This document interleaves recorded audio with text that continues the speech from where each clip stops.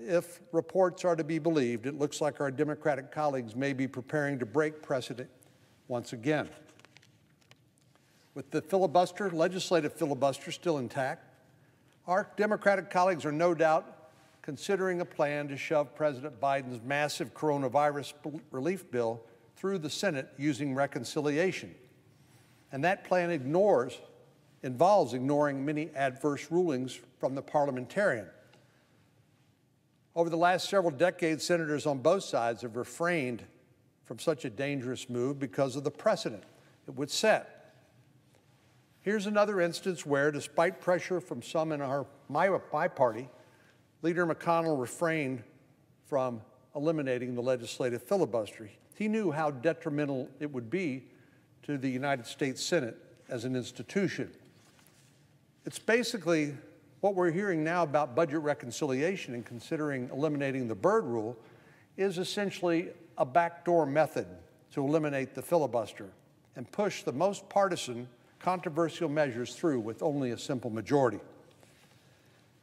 In 2001, Senator Byrd said, "Reconciliation was never intended to be used as a shield for controversial legislation by depriving senators of their rights and their duty to debate and amend." But that is precisely what our Democratic colleagues are reported to be considering now, to overrule the advice of the nonpartisan advisor to the Senate so they can deprive senators of their duty and ability to debate and amend legislation. I urge our colleagues not to go down this road. After all, you would have thought they learned a lesson now that the shoe is on the other foot when it comes to nominations and the filibuster. In 2013, then Majority Leader Harry Reid went nuclear and eliminated the 60-vote cloture requirement on judicial nominees, something distinct and different from legislative filibuster, but applied to nominees. Leader McConnell told our colleague from Nevada at the time, he said, "You'll regret this, and you may regret this a lot sooner than you think." And as it turned out, he was right. As our colleagues now know very well, the Republican-led Senate confirmed more than 230 judges that were nominated by President Trump, all thanks to Harry Reid's rule change. This action cleared the way to eliminate the 60-vote cloture threshold on Supreme Court nominees, which led to the confirmation of 3 Supreme Court justices during the Trump presidency. There are inherent and perhaps unintended consequences of changing the rules in a place where your power is never permanently guaranteed. Chipping away at the rights of the minority may help you now, but you're sure to regret that someday, just as Democrats now regret the day Harry Reid cleared an easy path for hundreds of conservative federal judges.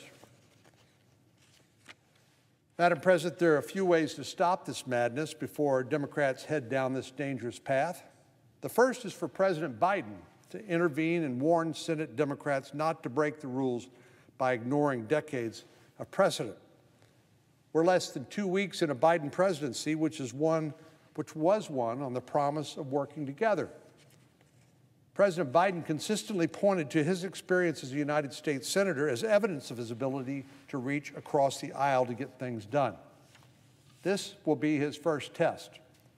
Will he urge Senate Democrats to pursue a bipartisan approach to legislating, or will he give up on his single largest campaign promise less than 2 weeks into his administration? The second option is for our Democratic colleagues to speak up. Senators Manchin and Sinema stood up to the Democratic leader when he threatened to eliminate the filibuster. And as I see it, this is no less dangerous. Whatever precedent you set or break when you're on one side will affect you when you are on the other side, which you inevitably will ultimately be. If Democrats destroy the budget reconciliation process now, it will clear the way for them to pass a progressive agenda with absolutely zero need for Republican votes. That could include everything from federal funding for abortions to heavy-handed climate policies. And when Republicans ultimately find themselves in the majority, all of these policies could be eliminated with a party line vote and replaced with new laws. This is a dangerous and unnecessary road to go down, and our Democratic colleagues have a duty, I believe, as members of this body, to respect its rules and respect the Senate as an institution. The Senate should not replace the Byrd rule with Harry's rule. I'd like to once again share some wise words from our late colleague, Senator Byrd, who was known as a master of the Senate rules and process and procedure.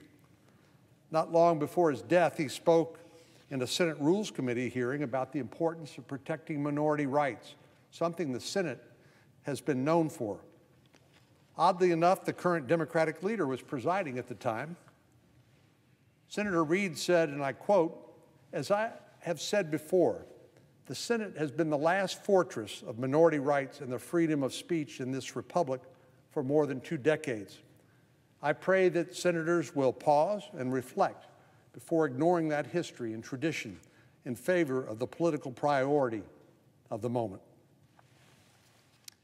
Madam President, I yield the floor, and I'd note the absence of a quorum. Clerk will call the roll.